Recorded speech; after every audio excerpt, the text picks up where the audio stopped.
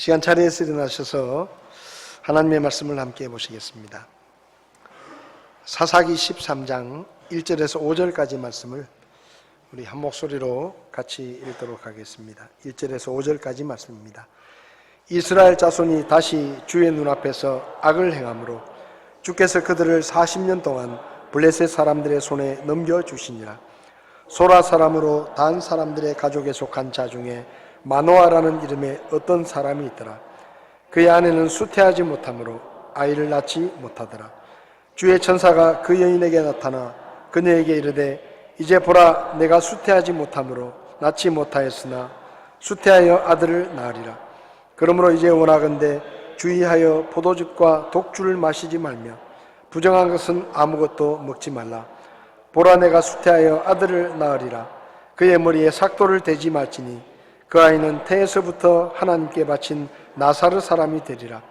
그가 블레셋 사람들의 손에서 이스라엘을 건져내기 시작하리라 하니라. 아멘. 잠시 기도하시겠습니다.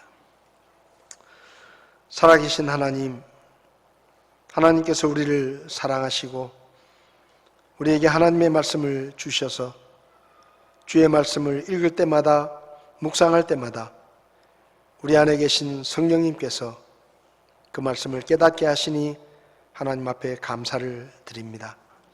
이 시대를 살아가며 주의 말씀을 따라 살게 하시고 날마다 하나님의 음성에 귀를 기울이게 하시고 이 시간도 저희가 하나님의 말씀을 함께 나눌 때 주의 성령님께서 우리 각 사람에게 친히 말씀해 주셔서 우리가 어떻게 살아야 할지를 깨닫도록 주께서 도와주시옵소서. 부족한 종을 주님께 맡기오니 사람의 생각은 감추시고 오직 주께 받은 주의 말씀만 전할 수 있도록 종을 써 주시옵소서. 예수님의 이름으로 기도했습니다. 아멘. 자리에 앉으시겠습니다. 주일 오전에 성경에 나오는 중요한 사건들에 대해서 말씀을 나누고 있습니다. 지난 주일에는 300명의 용사를 데리고 미디안의 13만 5천 명의 군사와 싸웠던 기드온의 이야기를 살펴보면서 숫자가 적더라도 하나님께서 함께 하시고 믿음으로 행하면 아무리 많은 사람들이라도 싸워서 기적적인 승리를 거둘 수 있다라는 것들을 저희들이 생각해 보았습니다. 오늘은 성경에 나오는 사람 중에 힘이 제일 세다고 전해지는, 제가 별명을 붙여봤습니다. 천하장사 삼손에 대해서 살펴봤으면 좋겠습니다. 여기 1절을 보면 이스라엘이 다시 주의 눈앞에서 악을 행했다 라고 기록되어 있는데 다시라는 말에 주목할 필요가 있습니다. 이 사사기는 일종의 순환고리를 가지고 있는데 사사기를 보면 이스라엘 백성들이 하나님을 버리고 범죄하고 그러면 하나님께서 징계하시고 그 하나님의 징계는 주로 주변에 있는 민족들을 일으켜서 이스라엘 백성들을 식민 통치하면서 괴롭히는 것이 하나님의 징계였습니다. 그러면 징계를 받으면서 또 힘이 드니까 하나님 앞에 하나님 살려주십시오. 우리가 잘못했습니다. 제발 이번 한 번만 용서해 주십시오 라고 하나님께 부르짖으면 또 선하신 하나님께서 사사를 일으켜서 그들을 구원하시고 평화로운 삶을 살게 하시는 이런 내용이 계속 반복이 됩니다. 근데 그 평화로운 삶을 살다가 오늘 말씀에 기록된 것처럼 다시 이스라엘 백성들이 악을 행하면 또 그 사이클이 계속 반복적으로 돌아가는 것이죠. 이렇게 블레셋 사람들의 손에서 40년 동안 식민 통치를 받으면서 괴로운 삶을 살고 있을 때 누가 태어나는가 하면 삼손이라는 사람이 태어납니다. 그리고 엄청난 힘으로 블레셋 사람들에게서 이스라엘을 구원해내고 20년 동안 이스라엘의 지도자로 이스라엘을 통치합니다. 그런데 삼손은 성경을 보면 안타깝게도 육신의 정욕을 이기지 못해서 이방 여자들을 여러 명 좋아했는데 뭐 결혼하기도 하고요. 근데 그 중에 들릴라라고 하는 여자가 삼손은 들릴라를 사랑했는데, 물론 들릴라도 삼손을 사랑했겠죠. 둘이 사랑했는데 이 들릴라가 블레셋 여자였습니다. 그래서 블레셋의 귀족들이 저 힘이 센 삼손 한 사람 때문에 자기들이 길을 못 펴고 그렇게 마음대로 부려먹던 이스라엘 백성들을 다 풀어줘야 되니까 저 삼손을 없애자, 그런 생각을 하게 된 것이죠. 그러던 중에 삼손이 들릴라를 좋아한다더라, 그런 얘기를 듣고 블레셋의 귀족들이 들릴라를 찾아옵니다. 우리가 네가 만약에 삼손의 그 어마어마한 힘의 비밀을 우리에게 알아주면, 그리고 우리가 삼손을 붙잡게 도와주면 내가 큰 돈을 우리가 너희에게 주겠다. 그래가지고 들릴라가 그 돈에 욕심이 나서 삼손을 끈질기게 독촉해가지고 결국은 힘의 비결을 알아내고 잠든 사이에 삼손은 머리가 밀리게 됩니다. 그리고 블레셋 사람들에게 붙잡혀가서 당시 짐승들이 돌리던 연자맷돌을 돌리면서 블레셋 사람들의 웃음거리가 되는 그런 비참한 일을 겪게 됩니다. 그렇지만 또 마지막 순간에 하나님 앞에 회개하고 다시 힘을 달라고 기도해서 다곤 신전에서 블레셋의 수많은 귀족들과 지붕 위에만 3,000명의 사람들이 올라갈 정도로 어마어마한 사람들이 모여 축제를 하고 있었는데, 그 다곤 신전의 기둥을 밀어서 그 신전을 통째로 무너뜨려서 거기 있던 블레셋 사람들을 다 죽게 만들고 자기도 같이 죽습니다. 그것이 삼손의 생애입니다.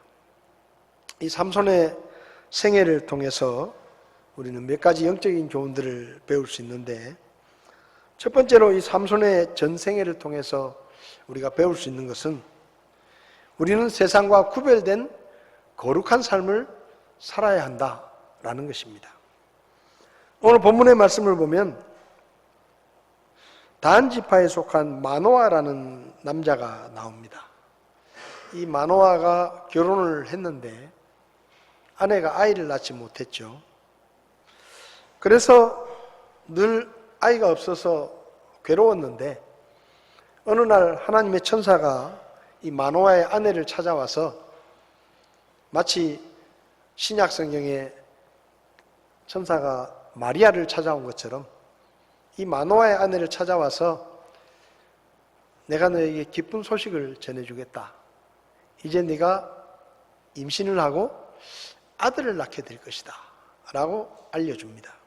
근데 네가 낳을 아들은 보통 아들이 아니라 네 뱃속에서부터 하나님께 바쳐진 사람으로, 나사렛 사람으로 태어날 것이다. 그리고 그 아이가 블레셋 사람들에게서 이스라엘 백성들을 구해내는 그런 일을 하게 될 것이다 라고 알려줍니다. 여기 나사렛 사람이라는 말이 나오는데, 나사르라는 말은 히브리어로 구별하다, 또 분리되다, 이런 뜻입니다. 그러니까 보통 사람들과 특별히 구별된 사람이라는 말입니다. 이 나사렛 사람은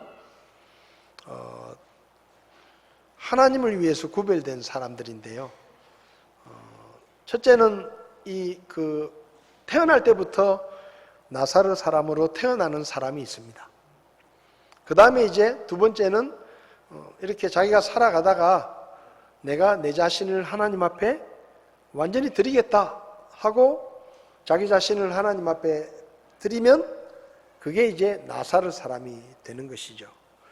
그래서 이 나사렛 사람이 되면 하나님을 위해서 특별히 구별되었기 때문에 민수기 6장을 보면 나사르 사람의 이 지켜야 될 그런 규례들이 나오는데, 첫 번째는 포도주나 독주를 마시지 말아야 된다.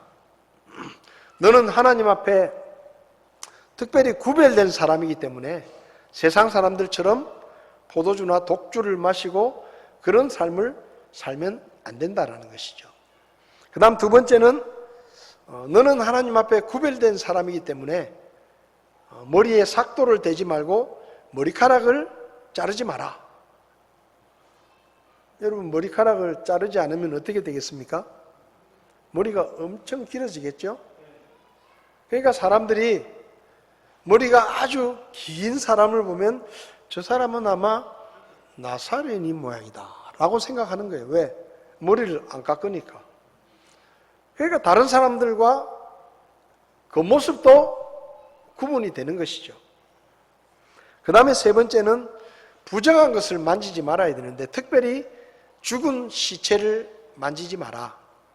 근데 얼마나 이게 엄격한가 하면, 네 부모가 돌아가시거나 네 형제가 죽더라도 그 시체에는 절대로 손을 대서는 안 된다. 심지어 부모님이라도 그 시체에 손대는 것은 부정한 일이기 때문에 하나님 앞에 구별된 나사렛 사람은 시체를 가까이 하지 말아야 된다라고 민수기 6장에 말씀합니다. 그런데 특별히 삼손은 성경을 보면 어마어마한 괴력을 가진 사람이었습니다. 사사기 14장을 보면 삼손은 달려드는 그 젊은 사자를 맨손으로 찢어 주겠다, 그렇게 기록되어 있습니다.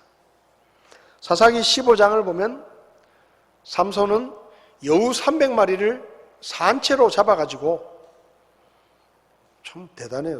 여우 300마리를 그것도 때려 죽인 게 아니고 산채로 잡아가지고 2마리씩 꼬리를 묶어가지고 그 꼬리를 묶은 자리에 나무를 하나 딱 묶어놓고 그 나무에 불을 붙여가지고 블레셋 사람들의 밭에 들여보내가지고 그 밭을 홀랑 태우는 그런 일을 하기도 했습니다. 300마리를 죽이는 것도 힘든데 살아있는 채로 다 잡아와가지고 그 2마리씩 또 꼬리를 묶어가지고 이렇게 막 불 붙은 채로 날뛰도록 그냥 그렇게 했다는 거죠. 그렇게 하니까 블레셋 사람들이 이거 삼손이 한 짓이다 라는 것을 알고 삼손에게 복수를 하려고 수많은 사람들이 삼손을 잡으러 왔습니다. 그때 삼손이 나귀 턱뼈를 하나 들고 1000명의 블레셋 사람을 때려 죽였다, 그렇게 성경에 기록이 되어 있습니다. 1000대1의 싸움에서 이긴 거예요. 대단하죠?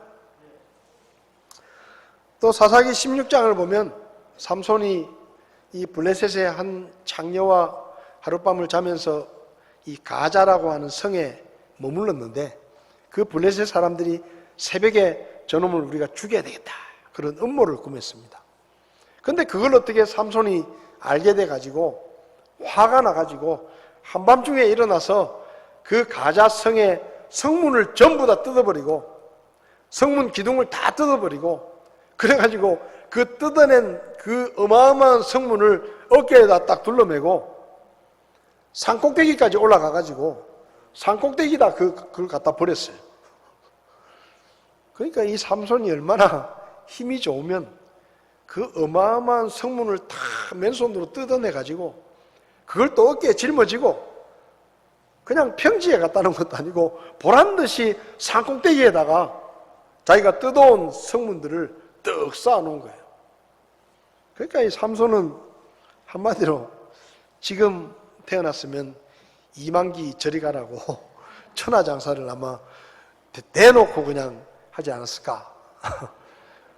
명절 때마다 우리는 TV에서 삼손의 모습을 보았을 것입니다. 백두장사, 한라장사 하면서 싹 쓸어버렸을 거예요. 그러니까 이렇게 어마어마한 힘을 가진 삼손이었기 때문에 이 삼손 한 사람 때문에 40년 동안 이스라엘 민족을 자기들 마음대로 부려먹던 블레셋이 이 삼손 한 사람 때문에 꼼짝 못하고 아무것도 하지 못했습니다. 그러니까 삼손을 죽이려고 했겠죠. 그래서 결국은 아까 말씀드린 것처럼 들릴라라는 여인에게 푹 빠져 있을 때 들릴라에게 돈을 주면서 저 삼손의 비밀을 알아내라. 저 삼손은 개인적으로는 네 애인일지 모르지만 우리 민족의 원수다. 그러니까 우리가 돈을 얼마든지 줄 테니까 저 어마어마한 힘의 비밀을 어떻게 좀 삼손을 꼬셔가지고 좀 알아내라.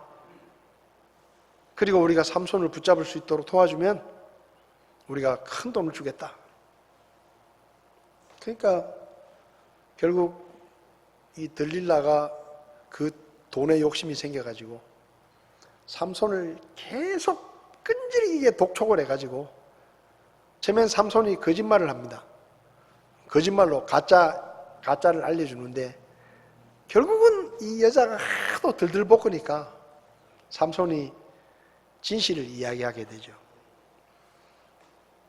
내가 힘이 있는 것은 내가 나사렛 사람으로 구별되어 있기 때문에 머리를 깎지 말라고 했는데 그래서 내가 깎지 않은 머리 때문에 힘이 있는 것이다. 그래서 결국 머리가 깎이고 끌려가서 두 눈을 뽑히고 노줄에 묶여가지고 연자맷돌을 돌리는 그 비참한 신세가 되는 것이죠. 근데 삼손이 이렇게 어마어마한 힘을 가진 것은 하나님께서 삼손에게 그 힘을 주셨기 때문입니다. 사사기 16장 17절을 보면 삼손이 들릴라에게 내가 나사렛인으로 구별돼서 머리를 깎지 않는데 그 깎지 않은 머리 때문에 내가 힘을 쓸 수 있다라고 이야기를 했는데 삼손은 그렇게 생각했을지 모르지만 사실은 아닙니다. 여러분, 나사렛 사람들은 전부 다 머리를 깎지 않게 돼 있거든요. 만약에 삼손이 깎지 않은 머리 때문에 그런 힘이 있었다고 하면 나사렛 사람들은 전부 다 힘이 있어야 돼요. 왜? 다 머리를 안 깎으니까. 근데 유독 삼손에게만 이런 힘이 있었다 이 말입니다. 그 말은 삼손은 자기가 머리를 안 깎았기 때문에 힘이 있는 것이라고 생각을 했지만 사실은 삼손이 그런 힘을 가지고 있었던 것은 하나님께서 삼손에게 블레셋 족속에게서 이스라엘을 구원하게 하기 위해서 특별한 힘을 주셨기 때문이다 라고 이해하는 것이 맞습니다. 안타까운 것은 이 삼손이 나사렛 사람으로 태어났지만 나사렛 사람으로서 지켜야 될 하나님의 계명들을 지키지 않고 나사렛 사람이 지켜야 될 일을 지키지 않고 행했다는 것입니다. 이방 여자들과 결혼하지 말라는 얘기는 꼭 나사렛 사람뿐만 아니라 모든 이스라엘 민족들에게 주신 말씀인데 삼손은 자기들 그렇게 괴롭혔던 블레셋 여자들을 좋아했습니다. 그래서 블레셋 여자를 좋아해가지고 자기 부모님에게 엄마 아버지 내가 저 블레셋 여자를 사랑하는데 내가 결혼하고 싶어요.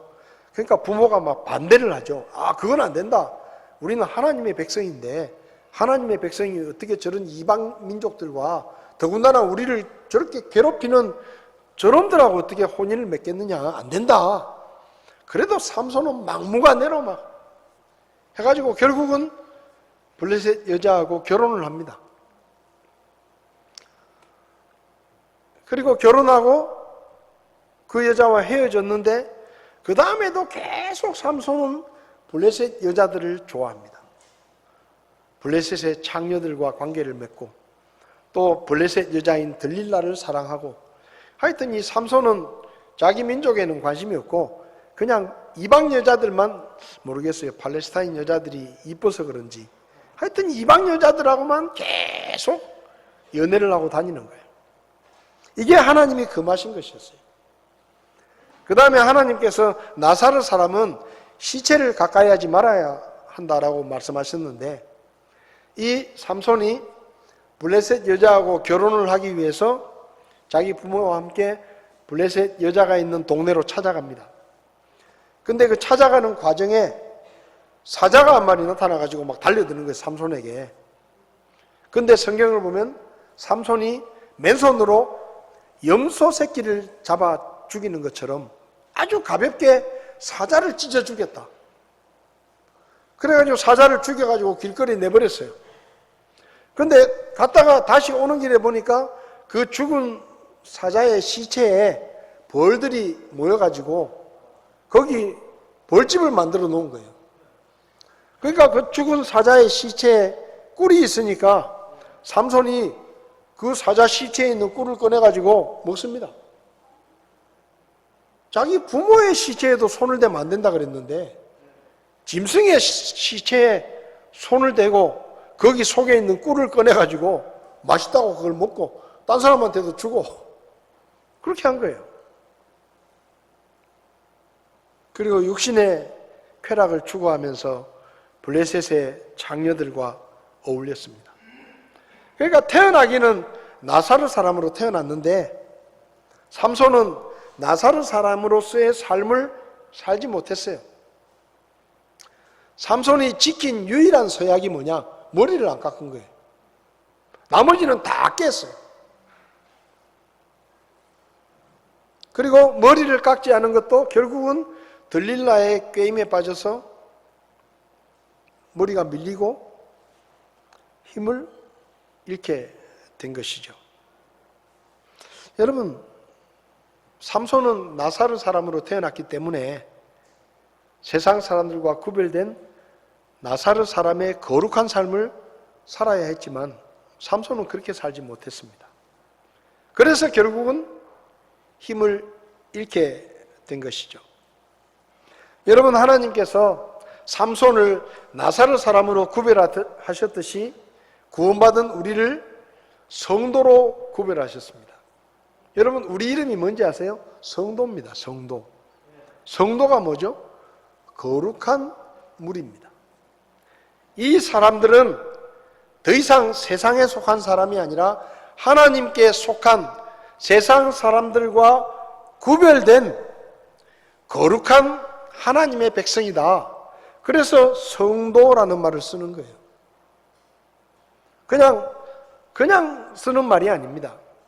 저는 개인적으로 교인이라는 말보다 성도라는 말이 더 성경적이다. 그렇게 믿습니다. 오늘날 많은 교회들이 자기 교회 나온 사람들을 교인이라고 이렇게 부르는데 교인은 종교를 믿는 사람이에요. 근데 우리는 종교를 믿는 사람이 아니에요. 우리는 거룩하신 살아계신 하나님을 믿는 하나님의 백성들입니다. 그래서 우리는 성도예요. 성도. 거룩한 사람들입니다. 하나님이 우리를 거룩하게 구별하신 거예요. 주님의 교회도 성경을 보면 거룩한 신부로 교회를 구별하셨다라고 말씀합니다.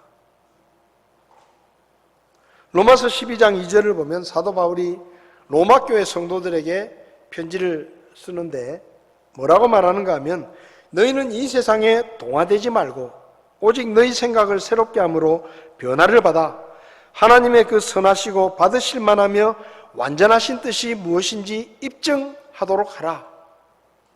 로마는 로마 제국에서 제일 큰 도시였습니다. 로마는 쾌락의 도시였고 세상 욕망을 채우는 문화가 가득했던 그런 도시였습니다. 그런 도시에 있는 교회 성도들에게 사도 바울이 말합니다. 너희들은 세상을 본받지 마라. 너희들은 세상 사람들처럼 살지 마라. 마음을 새롭게 함으로 변화를 받아서 하나님의 백성답게 구별된 삶을, 거룩한 삶을 살아야 된다라고 말한 것이죠. 여러분, 구원받은 성도들이 교회가 세상을 닮아가게 되면 힘이 없습니다. 힘을 잃게 되는 거예요. 삼손이 나사렛 사람으로 구별되었지만 그가 구별된 사람에 합당한 거룩한 삶을 살지 못했을 때 결국은 하나님이 주신 능력을 잃어버리게 되는 것입니다. 그리스도인이 세상 사람들과 구별된 거룩한 삶을 살 때 그 그리스도인에게 하나님의 능력이 나타나게 되고 세상을 변화시키는 삶을 살 수가 있는 것입니다. 디모데후서 2장 21절을 보면 큰 집에 금그릇도 있고 은그릇도 있고 여러 그릇이 있는데 그 중에 깨끗한 그릇이 주인에게 쓰임을 받는 것처럼 사람도 세상의 더러운 것들로부터 자기를 구별하고 자기를 깨끗하게 하면 하나님 앞에 쓰임을 받을 수 있다. 그렇게 말씀합니다. 그러니까 쉽게 말하면 구원받은 그리스도인이 세상 사람들과 구별된 거룩한 삶을 살지 않으면 하나님의 능력이 사라지게 되고 하나님께 쓰임받지도 못하고 삼손처럼 천덕꾸러기가 되는 거예요. 사람들의 손가락질이나 받고 비난이나 받고 조롱거리가 되는 것입니다. 여러분, 성도의 능력은, 교회의 능력은 돈이 아닙니다. 모이는 사람의 숫자가 아니에요. 건물이 아니에요. 그 교회가 얼마나 크냐, 그게 중요한 게 아니에요. 구원받은 성도의 능력은 거룩함입니다.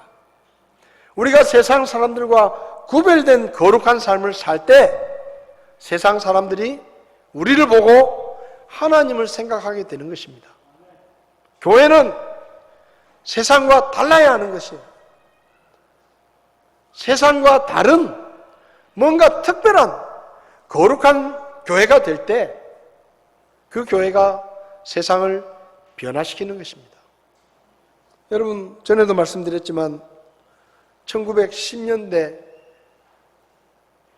우리 기독교 인구가 우리나라 전체 인구의 10%도 되지 않았습니다.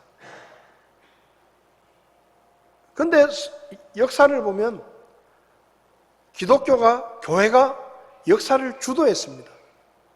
독립선언서를 기록할 때 거기 서명한 사람들 중에 절반이 그리스도인이었고 3.1운동이 일어났을 때 그 3.1운동을 지역적으로 주도했던 세력들이 교회였습니다. 교회 지도자들이 민족의 지도자가 돼서 영향력을 끼치고 세상을 변화시키고 세상을 이끌어가는 그런 일들을 교회가 했다 이 말이에요. 그런데 그 뒤로 수많은 교회들이 생기고 엄청난 숫자로 교회가 성장했지만 교회는 세상에 영향력을 잃었습니다. 지금 누가 교회 말을 듣습니까? 정치 지도자들이 목사님들의 조언을 듣습니까? 아니에요. 목사님들이 대접을 못 받아요. 대접을 받는다는 얘기는 대우를 받는다는 얘기가 아니라 정치 지도자들에게 영향을 주지 못한다는 겁니다. 조직도 마찬가지예요. 불교나 이런 천주교나 이런 종교들은 조직이 하나예요. 그래가지고 딱 연합이 돼 있는데 교회는 교회 대표단체가 너무 많아요. 다 막 사사 분열돼가지고 그러니까 정치 지도자들도 누구를 만나야 이 사람이 교회 대표인지 모르는 거예요. 뭐 한기총에다가 교회 연합에다가 뭐 여러 개가 있어요. 그리고 무엇보다 오늘날 교회가 거룩함을 잃었습니다. 세상 사람들이 뭐라고 말하느냐? 예수 믿는 거나 안 믿는 거나 똑같다. 교회도 꼴보기 싫다. 맨날 교회도 싸우고 자기들끼리 싸우고 부정부패 일어나고 뭐 교회 안에서 부정이 일어나고 목사가 무슨 회사 물려주듯이 자기 자식들한테 교회를 물려주고 어마어마한 사례비를 받고 퇴직금을 수십억을 받고 이런 얘기들이 끊임없이 무슨 목사가 뭐 외제차가 몇 대가 있다느니 그런 얘기들이 나오는 거예요. 그러니까 사람들이 뭐라 그래요? 아이고 뭐 천국에 소망을 둔다더니 다 거짓말이다. 천국은 무슨 천국이냐? 세상에서 잘 먹고 잘 살고 똑같아. 그렇게 되는 거예요. 교회가 땅 투기하고 우리 교회도 가끔 전화 와요. 제주도에서 옵니다. 목사님, 제주도에 좋은 땅이 있는데 그 교회 헌금으로 좀 사놓으시면 그 앞으로 한 2, 3년만 지나면 2배 됩니다. 투자 좀 하십시오. 그래요, 그래요. 그런 좋은 땅 있으면 당신이나 사시오. 나는 돈도 없어. 그렇게 좋은 땅을 왜 나한테 소개하냐? 당신이나 잘 먹고 잘 살아라. 그러니까 그게 뭐예요? 세상 사람들이 교회를 얼마나 만만하게 보면 목사한테 전화를 해가지고 땅 투기를 하라고 전화를 하겠어요. 지금 세상이 교회를 보는 게 그렇습니다. 교회가 우스운 거예요. 왜 그렇게 됐습니까? 거룩함을 잃어버린 거예요. 여러분, 우리 각 사람과 우리 교회는 하나님 앞에 구별된 거룩한 성도들이고 거룩한 교회입니다. 우리는 구별된 삶을 살아야 돼요. 세상 사람들과 뭔가 다르다. 다른 교회는 모르겠습니다. 대구 성서 침례교회 나가는 사람들은 뭔가 다르더라. 저 사람들은 진짜 하나님을 믿는 사람들 같더라. 저 사람들은 진짜 예수쟁이더라. 그런 얘기를 우리가 들을 수 있어야 되는 거예요. 그래야 우리가 능력이 있는 거예요. 그래야 우리가 세상이 하는 말을 세상이 듣는 것입니다. 삼손은 하나님 앞에 구별됐지만 구별된 삶을 살지 못해서 결국은 맛을 잃은 소금처럼 버려지고 쓸모없게 돼버린 거예요. 여러분, 디모데전서 4장을 보면 우리가 거룩해지는 것은 말씀과 기도로 거룩해진다 했습니다. 저와 여러분들이 하나님의 말씀을 가까이 하고 기도에 힘써서 성도로서의 거룩함을 잃지 말고 하나님이 주신 능력이 우리 안에 머물 수 있도록, 우리 교회 안에 머물 수 있도록 우리가 거룩한 삶을 살고 거룩한 교회가 되어야 할 것입니다. 두 번째는 우리는 청직이라는 것을 기억하면서 살아야 됩니다. 여러분, 사람들은 삼손의 힘을 괴력이라고 말했지만 그 힘은 하나님이 삼손에게 잠시 맡기신 거예요. 삼손에게서 나오는 힘이 아니에요. 하나님에게서 나오는 힘입니다. 그 힘을 삼손에게 잠시 맡기신 거예요. 근데 삼손은 그 힘을 어떻게 썼느냐? 물론 하나님의 뜻에 따라 쓰기도 했지만 성경을 보면 삼손은 그 힘을 자기의 개인적인 복수나 개인적인 욕망을 채우기 위해서 하나님이 주신 힘을 썼습니다. 성경을 보면요, 삼손이 어떤 일을 했을 때 주의 영이 임하여라고 기록이 됩니다. 14장 6절을 보면 주의 영께서 그에게 강하게 임하심에 그가 손에 아무것도 가진 것 없이 염소 새끼를 찢는 것처럼 사자를 찢었다. 삼손이 달려드는 사자를 죽인 그 힘이 어디서 왔느냐? 주의 영이 임해서. 그 말은 무슨 말이에요? 그게 하나님의 뜻이었다는 겁니다. 하나님이 원하시는 일이었다는 거예요. 14장 19절에도 주의 영께서 그에게 임하심에 그가 아스글론으로 내려가 그들 중에서 30명을 죽이고 노략했다. 이것도 하나님이 허락하신 하나님의 뜻이었다는 겁니다. 사사기 15장에 나귀 특배로 1000명을 죽일 때도 14절을 보면 그가 레히의 이름에 블레셋 사람들이 그를 향해 소리를 지르더라. 주의 영께서 강력히 그에게 임하심에 그의 팔 위에 줄들이 불탄 아마같이 되어 그를 결박한 것들이 그의 손에서 떨어지니라.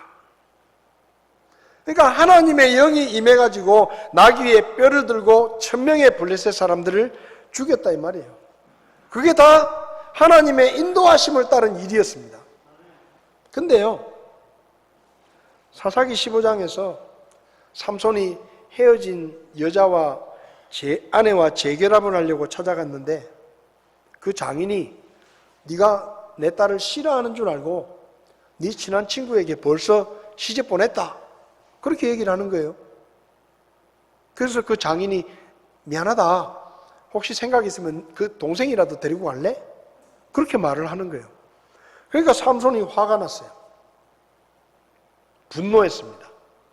그래가지고 한 일이 뭐냐, 여우 300마리를 잡아다가 꼬리를 묶어가지고 나무에 불을 붙여서 블레셋 사람들의 밭을 다 태우게 만들었는데, 그 기록이 사사기 15장에 나오는데요, 4절을 보면 삼손이 가서 여우 300마리를 붙잡아 꼬리와 꼬리를 묶고 불 붙는 나무 조각들을 취하여 그 두 꼬리 사이 한가운데 나무 조각 하나를 달고 라고 기록이 되어 있는데, 여기 뭐가 없냐?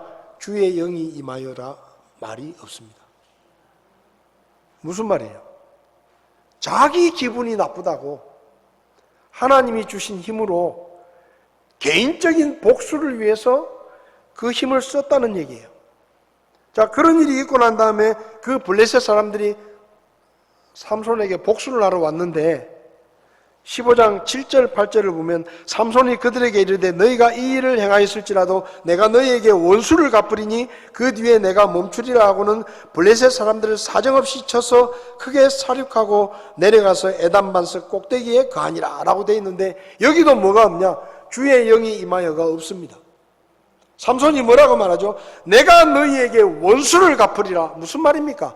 내 개인적인 원한, 내 개인적인 복수를 위해서 하나님이 주신 힘을 사적으로 내 기분풀이로 쓰는 거예요. 사사기 16장을 보면 아까 말씀드린 것처럼 블레셋의 창녀와 하룻밤 머물기 위해서 가자성에 갔는데 그 사람들이 자기를 죽이려고 해요. 그래서 삼손이 화가 났어요. 그래가지고 한밤중에 일어나서 성문을 다 뜯어가지고 산꼭대기에다 갖다 보란듯이 갖다 놨는데 그 내용에도 주의 영이 임하여가 없습니다. 하나님이 주신 힘이에요. 하나님이 맡기신 거예요.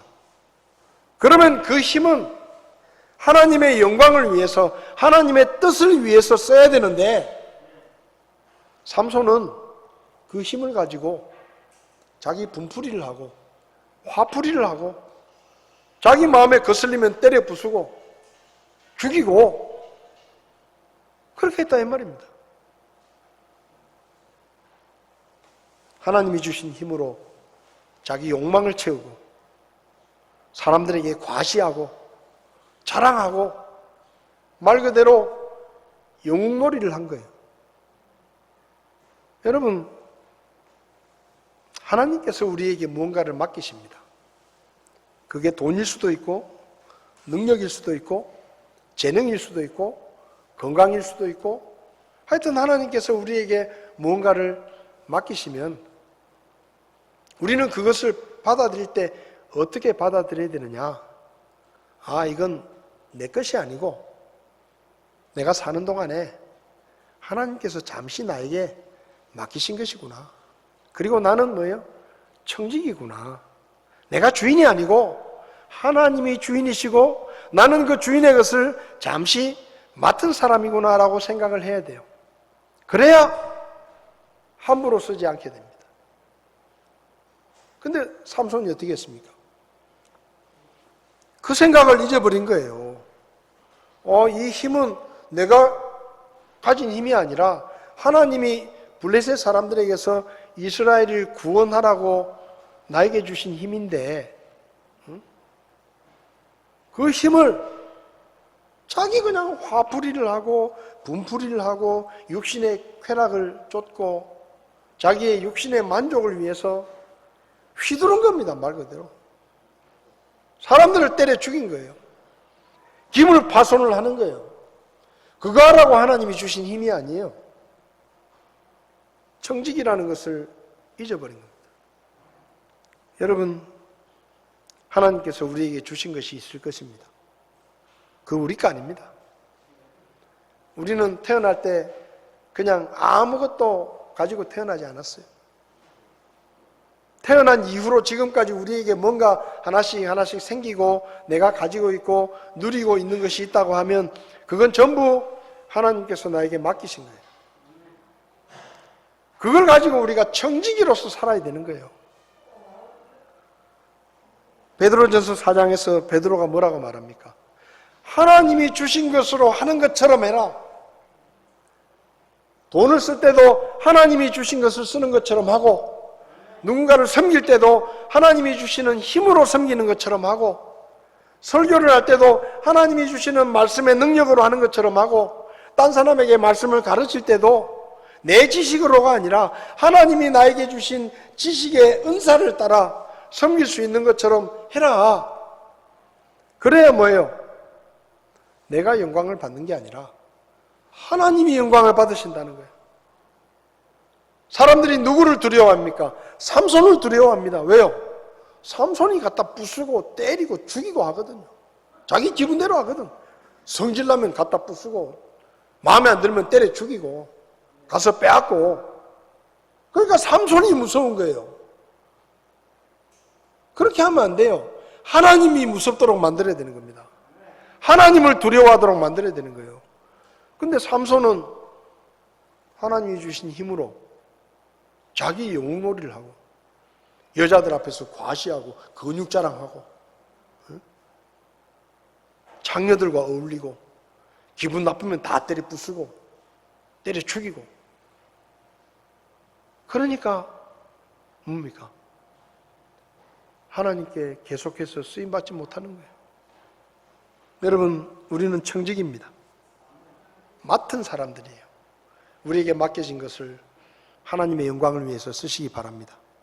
나를 드러내고 나를 과시하고 나를 자랑하고 사람들 앞에서 내가 높임을 받으려고 그런 생각은 꿈도 꾸지 말고 우리에게 주신 것으로 하나님의 영광을 받으시고, 누가 나한테 감사하면 나한테 감사하지 말고 하나님께 감사해라. 나한테 고맙게 생각하지 말고 하나님께 고맙게 생각해라. 주님 잘 섬겨라. 그래야 되는 거예요. 마지막으로 삼손은 실패했더라도 회개하면 쓰임받을 수 있다는 것을 우리에게 보여줍니다. 삼손은 실패했습니다. 노예가 됐습니다. 머리가 깎인 채로 연자맷돌을 돌리는 처량한 신세가 됐습니다. 그때 정신이 들은 거예요. 아이고, 내가 잘못했구나. 하나님 앞에 내가 잘못 살았구나. 그러면서 하나님 앞에 기도합니다. 하나님, 한 번만 더 저에게 힘을 주십시오. 아까 말씀드렸죠? 머리카락 때문에 삼손이 힘이 있는 게 아니에요. 성경을 보면 삼손이 머리가 밀리고 힘을 잃었을 때 거기 뭐라고 기록이 됐는가 하면 주께서 떠나신 것을 삼손이 깨닫지 못했다. 머리가 깎여서 힘을 잃은 게 아니라 주님이 떠나버리신 거예요. 왜? 삼손이 더 이상 쓰임받을 수 없는 상태가 되니까. 그래서 노예로 잡혀가서 다곤 신전에 구경거리로 끌려나갑니다. 야, 우리가 다곤 신에게 축제를 드리는데 삼손을 끌어내서 구경이나 하자. 그 삼손을 끌어냈어요. 두 눈이 뽑힌 채로 비참하게 끌려나옵니다. 삼손이 한 아이에게 나를 이 신전의 기둥 옆으로 좀 데리고 가라. 그 기둥 옆에 데리고 왔어요. 거기서 기도합니다. 하나님, 내가 잘못했습니다. 하나님께서 주신 힘으로 잘못 살았습니다. 근데 하나님, 이번 한 번만 저에게 힘을 더 주십시오. 제가 마지막으로 하나님의 영광을 위해서 제가 이 블레셋 사람들에게 하나님의 영광을 드러내고 싶습니다. 그리고 기도합니다.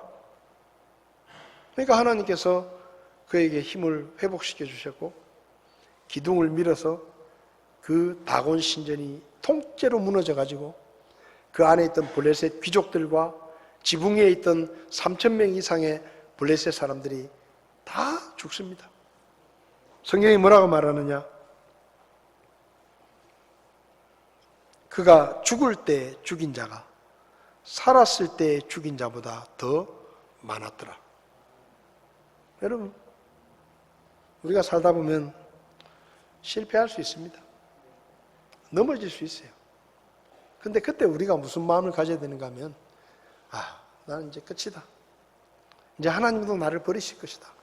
그런 생각을 갖지 말고 회개하고 하나님 앞에 쓰임받기를 간절히 원하고, 그래서 삼손처럼 하나님 앞에 기도하는 거예요. 하나님, 제가 잘못했지만 하나님, 제가 회개합니다. 다시 저를 써주십시오. 저를 용서해 주시고, 그런 회개의 마음이 우리에게 있을 때 하나님께서 우리를 다시 쓰시는 겁니다. 베드로가 예수님을 3번 모른다 부인하고 도망갔죠. 나는 물고기 잡으러 간다. 나는 이제 제자도 아니다. 자격 없다. 근데 예수님이 찾아가가지고 네가 나를 사랑하느냐? 물으십니다. 베드로가 고개를 푹 숙이고 제가 주님을 사랑합니다. 그게 뭐예요? 회개예요. 그러니까 주님께서 3번 물으시고 내 양을 치라. 다시 글을 쓰시는 겁니다. 요나가 하나님의 말씀을 버리고 도망갑니다. 하나님께서 쫓아가가지고 다시 끌어내오죠. 그리고 어떻게 하십니까? 너는 이제 쓸모없게 됐으니까 너는 끝이다. 아니에요. 다시 가라. 니느웨로 가서 내 말을 전해라. 여러분, 우리가 넘어지고 실패할 수 있지만 그때 우리는 포기하고 주저앉지 말아야 됩니다. 다시 하나님 앞에 열정을 회복하고 하나님 앞에 회개하고 주님 앞에 간절히 쓰임받기 원하면 하나님은 우리에게 은혜를 베푸시고 우리를 다시 써주시는 그런 하나님이시라는 것을 삼손을 통해서 우리에게 보여주신 것입니다. 여러분, 저와 여러분들이 정말로 세상과 다른 거룩한 성도의 삶을 살아서 하나님 앞에 쓰임받고 하나님의 능력으로 세상을 변화시키는 그런 우리가 될 뿐만 아니라 우리 교회가 거룩한 교회로 세상을 변화시키는 하나님의 능력이 나타나는 그런 교회가 될 수 있기를 바랍니다. 그리고 하나님 앞에 쓰임받는 그런 모습으로 끝까지 주님 앞에 영광을 돌리는 그런 우리 모두가 될 수 있기를 바랍니다. 기도하시겠습니다.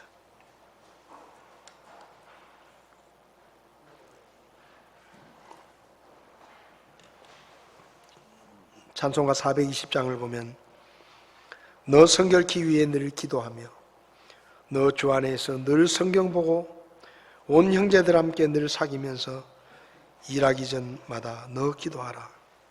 말씀과 기도로 우리가 거룩해진다고 했습니다. 성도 여러분, 우리는 거룩한 사람들입니다. 하나님의 일을 맡은 청지기들입니다. 우리가 말씀과 기도로 우리 자신을 거룩하게 구별하고 세상 사람들과 다른 삶을 살고 세상과 다른 교회가 될 때 하나님께서 우리를 쓰시고 우리를 통해 세상을 변화시키실 것입니다. 주님, 제가 거룩하기를 원합니다. 제가 말씀과 기도에 더욱 힘써서 하나님의 능력이 빠져나가는 것이 아니라 우리 안에 하나님의 능력으로 세상을 변화시키는 성도가 되고 세상을 변화시키는 교회가 되기 원합니다. 그것이 오늘 여러분의 기도 제목이라고 하면, 이 말씀에 대한 여러분의 반응이라면 우리가 이 찬송을 부르실 때 앞자리에 나오셔서 하나님 앞에 기도하시기 바랍니다. 우리 다 자리에서 일어나셔서 우리 이 찬송 1절을 부르실 때 하나님, 저를 거룩하게 해주십시오. 세상의 더러운 것들로 더럽혀지지 않게 해주십시오. 하나님 앞에 쓰임받는 삶을 살게 해주십시오. 그렇게 주님 앞에 나와 기도하기 원하시는 분들은 앞자리에 나오셔서 하나님 앞에 기도하시기 바랍니다. 우리 1절 찬송하시겠습니다.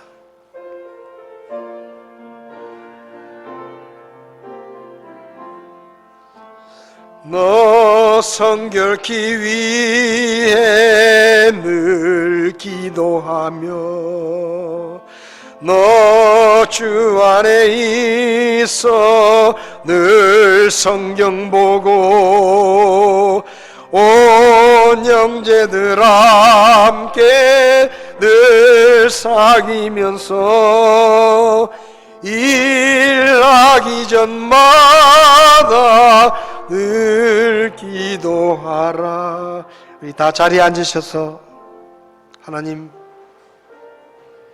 제 마음속에 있는 세상적인 더러운 생각들과 더러운 것들을 벗어버리고 거룩한 성도로 하나님 앞에 쓰임받기를 원합니다. 저를 통해 하나님의 능력이 나타나고 우리 교회를 통해 하나님의 능력이 나타나 세상을 변화시키는 성도와 교회가 되기 원합니다. 말씀과 기도 속에서 저를 구별하신 하나님, 거룩한 성도로 주님 앞에 쓰임받게 저를 도와주십시오. 우리 가정이 거룩한 가정이 되게 해주십시오. 우리의 손대는 사업, 그 사업이 거룩한 사업이 되게 해주십시오.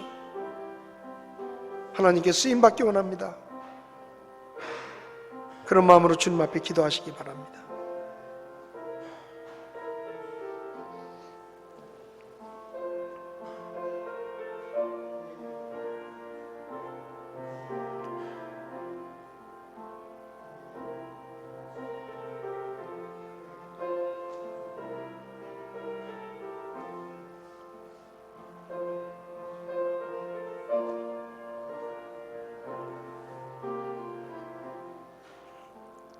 살아계신 하나님 아버지, 머리끝부터 발끝까지 온갖 더러움으로 가득했던 죄인이었던 저희들을 그리스도의 십자가의 보혈로 깨끗하게 씻으시고 거룩하게 하셔서 우리를 성도로 구별해 주신 하나님의 은혜를 감사합니다.